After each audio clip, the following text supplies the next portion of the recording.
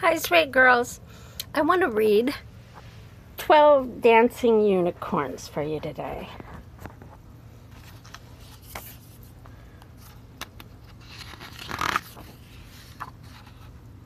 "12 Dancing Unicorns."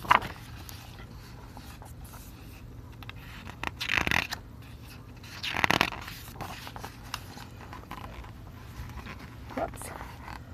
Long ago there lived a king who was renowned for his magnificent royal gardens.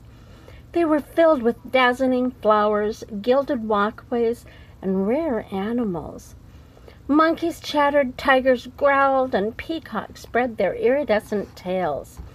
But the king's most wondrous creatures were 12 white unicorns that stood proudly behind a fence, each one attached to its own pomegranate tree by a shining golden chain. The unicorns were wild, untamable creatures, and they would pace restlessly in their corral. The king treasured his unicorns, and he felt a kinship with their majestic, spirited natures.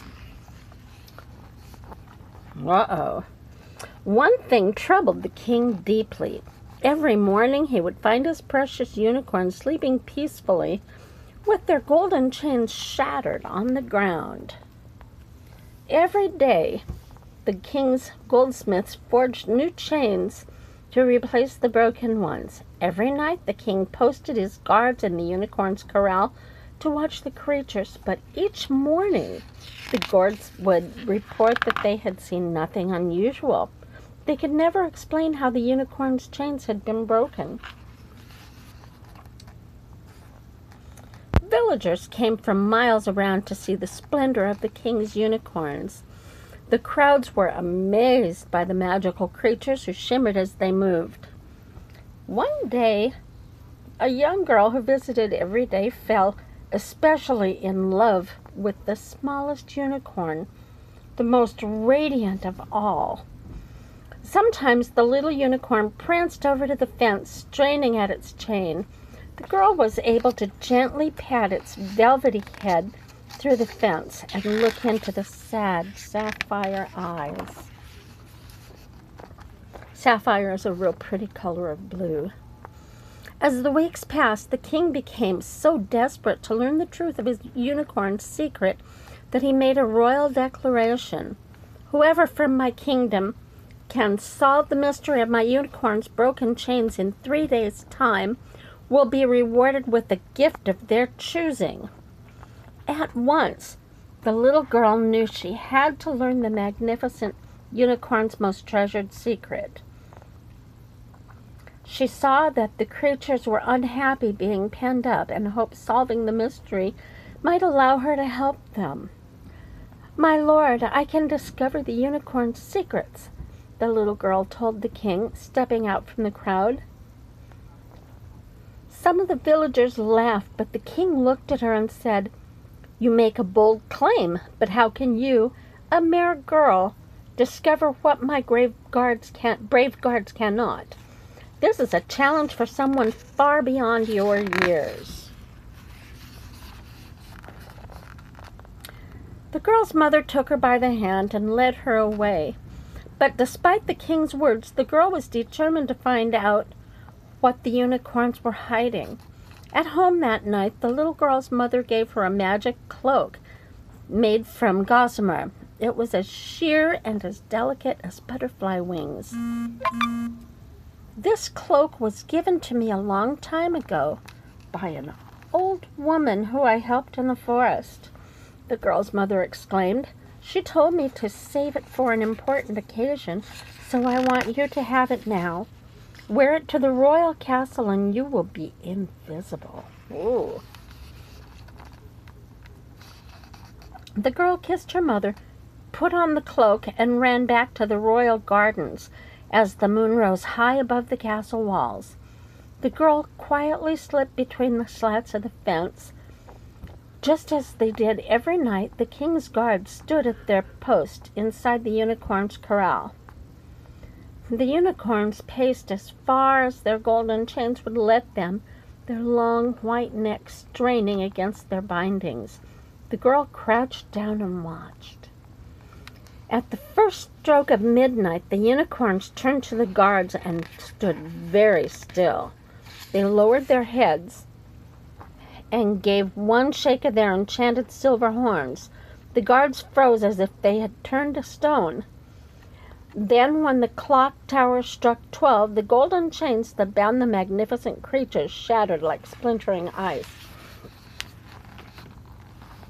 Under a crescent moon, the unicorns began to dig a large hole in the middle of the corral with the powerful hooves. Then, one by one, each unicorn pranced into the tunnel and disappeared. The smallest unicorn was the last to go. It turned and looked in the girl's direction before disappearing down the hole. The little girl couldn't believe her eyes. Hidden by the magic cloak, the girl followed the unicorns down the tunnel. At the bottom, there was a beautiful glade surrounded by trees. Twinkling from the tree branches were plums made of amethyst. Those are crystals. Nearby, a waterfall flowed into a silvery pool, and golden flowers sparkled in the grass. The girl plucked a plum as a token for the king, proof of this enchanted world, and put it in her cloak pocket. To her amazement, 11 fairies in beautiful gowns flew out of the woods. They fed the unicorns amethyst plums, brought water by the waterfall, or from the waterfall for them to drink, and braided flowers into their manes. Then the fairies fluttered onto the backs of all but the smallest unicorn.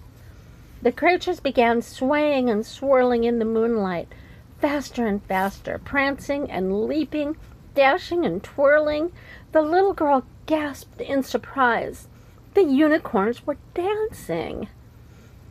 As they moved, a symphony of horns and trumpets and tinkling bells filled the enchanted forest. The magical animals whirled by the invisible girl, all except for the littlest unicorn, who paused and knelt before her. Without hesitation, the girl jumped onto its back and lost herself in the wild joy of the unicorn's dance.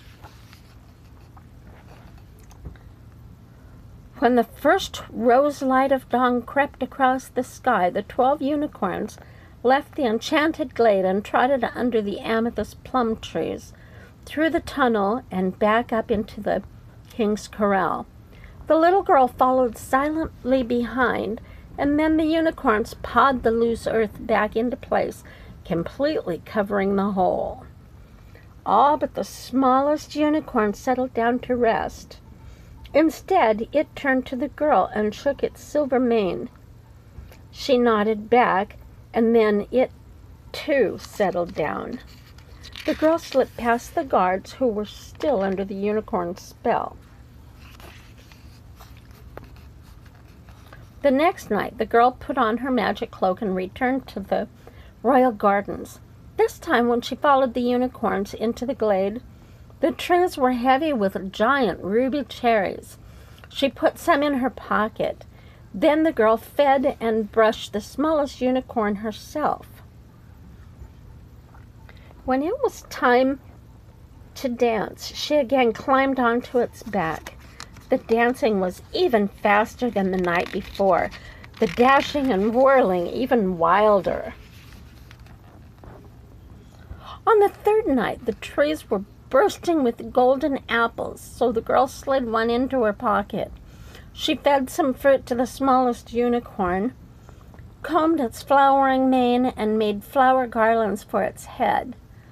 And then the little girl danced with the beautiful creature, leaping through the multicolored sky atop her unicorn. On her way back to the castle, the girl's magic cloak must have slipped a little from her shoulders. To her surprise, a fairy approached her and whispered in her ear, "The glade is a source of the unicorn's powers. Without the jeweled fruit and cascading water, their magic will weaken and fade. The unicorns will wither away unless they are set free. Any human who helps them is allowed to enter this world, which is why you can be here. When she returned to the king's corral on that third night, the little girl was so weary and sad that she lay down on the ground and fell asleep. The smallest unicorn lay beside her, its head in her lap, and that's how the king found them when he checked on his unicorns in the morning.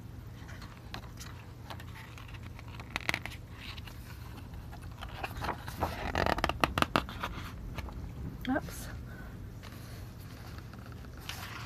There, I missed a page. Awakened by the king's arrival, the girl threw off her cloak. "I know the secret of the unicorns, my lord," she told the king the whole story and showed him the jeweled fruit. "These are remarkable. This fruit is as rare as my magnificent unicorns and must have come from a magical place." The king turned to the girl. "Well, young lady, you have discovered the secret. What would you like as your reward?" "I would like you to set all 12 unicorns free," she announced. "I cannot possibly do that," the king said, looking at his prize creatures. "Having them is my greatest pleasure. But without the enchanted forest, the unicorns will weaken and die," the girl explained. "If you help them now, you may visit them there." The king lowered his eyes. Then he looked again at his magnificent unicorns. He knew what he must do. The king ordered his guards to remove the unicorns' golden chains. The magical creatures tossed their proud white manes, dug a deep hole in the ground, and disappeared, all except for the smallest unicorn, who trotted over to the little girl. "Perhaps this unicorn is strong enough to live in our world as long as it returns underground every night," said the king. "Love is a powerful magic." "Would you like to stay with your special friend?" the king added. "More than anything," said the little girl. And so it was decided that the smallest unicorn would live with the girl. Wherever they went, the little girl rode on the back of the prancing unicorn, with the delightful sounds of horns and trumpets and tinkling bells filling her ears.